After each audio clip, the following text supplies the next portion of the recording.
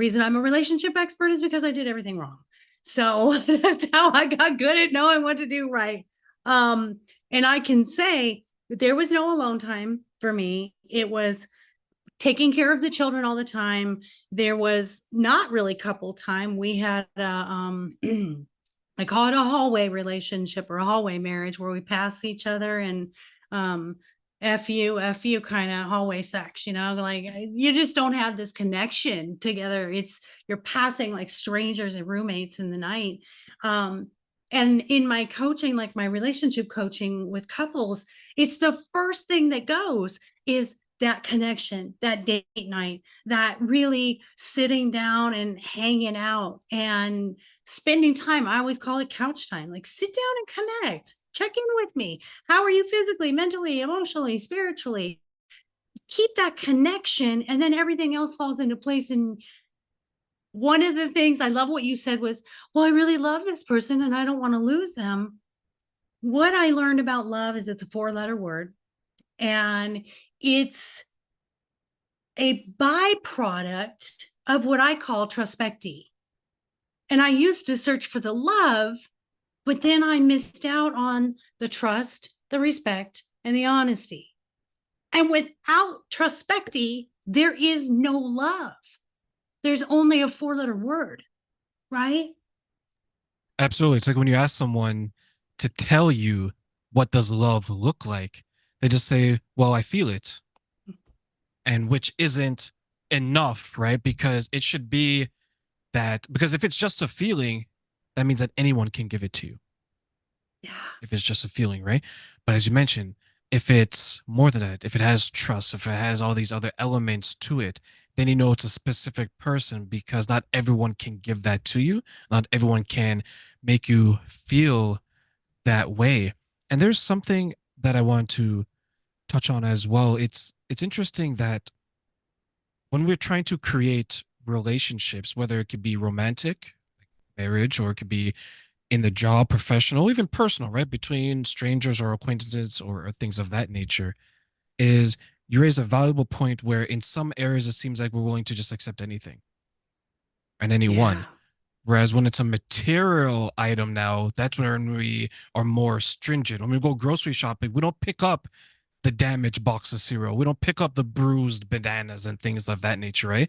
But when it comes to dating and relationships, we will pick up the bruised and damaged person. We will pick the person who's falling apart in the street and say, okay, you know what? You can come and do all these things in my house and treat me this way. And you see some of the people who get mistreated.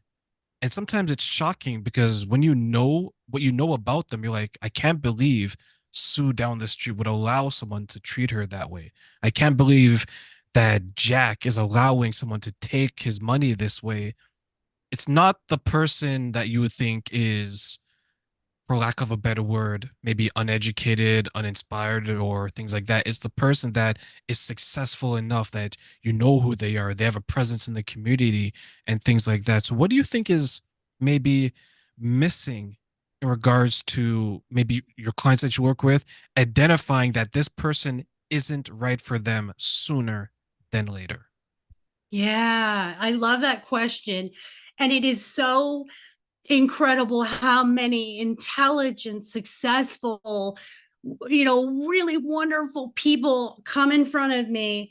And in their personal life, it's just a big fat mess, like mine was too. Even though on the outside we look like we got it going on, but there's a separation because your personal life, like we talked about behind the shades, who you really are is a secret to everybody else. And so who you are behind the shades is really about, what did I learn about myself growing up? What is my belief about myself? And I love the word you used. How do people allow this? And that's exactly what we're doing, is allowing this mistreatment, because the value that we see in our eyes is different. You view your money with value because it took you X amount of hours to earn that money. And before I spend that money on this thing, I value that money and that time I spent on it. But what's lacking when you're doing that in the relationship is I don't value myself enough. And that's what I work with clients on doing all the time.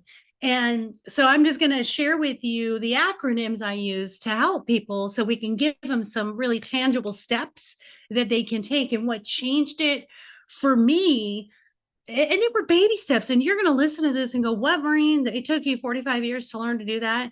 I never, ever once went out to dinner by myself, never went to a movie by myself. I remember after my divorce, my kids had to go to their dad for visitation, and I went to a coffee shop for the first time by myself ever at 45 years old. And I was like, oh my God, people are looking at me. They think I'm such a loser. I mean, how low my self-esteem was at that point. I just had never done anything alone. So I use a couple of acronyms. The first one is BARK, of course, because it's doggy related. So BARK is, be yourself, just be authentically yourself and accept that you're amazing. And believe that you deserve something. That's what I didn't believe for a very long time. And then A is to affirm and acknowledge who you really are, mistakes that you've made, because it's good to acknowledge I made this mistake or this choice or this failure so that I won't do that again. And affirm what's good about you. I tell clients all the time, in the mirror every morning, get up, look in the mirror and go, hey, I like my hair, or hey, I'm a really good person, or hey, just say 3 good things about yourself. R is to reflect, be self-aware. It's not a blame game. I could blame every man in my life that I was with that it's their fault. They're all losers and they were mean. But I had to take that moment of self-reflection and be like, what are you doing? What is missing? You're the common denominator here. Get your shit together, Maureen. Figure this out, because you are missing something. And then K is knowing. We all have this gut instinct. We all have intuition, and we ignore it constantly because we're so busy being in our heart. I love you.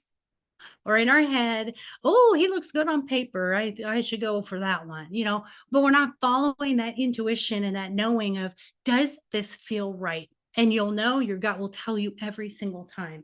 And then my steps, actionable steps, were bone. I had to be brave. I had to go out by myself. I had to go to that coffee shop. I started going hiking. I lived in Arizona at the time, and I'd go hiking out by the Superstition Mountains, and people would talk to me. And I had these moments of, hey, I'm kind of fun. Hey, they really like me. And it was like this awakening at 45 that, yeah, I'm a person outside of everything that I had done or who I had taken care of. And O is to observe people you admire, observe relationships you want, and then emanate that or look for that, seek that, and don't lower that bar. And necessary, self-care, take care of yourself first. It is not selfish. It is necessary. Please, please, please meditate, music, go to the gym, go in nature, do whatever your passion is, draw, whatever it is, do it. And then E is be expectant, because when you've had trauma and you've had bad things happen, you tend to have low expectations and you tend to expect people to continue to hurt you. Instead, be expectant that good things are coming and good things will happen to you because you deserve them.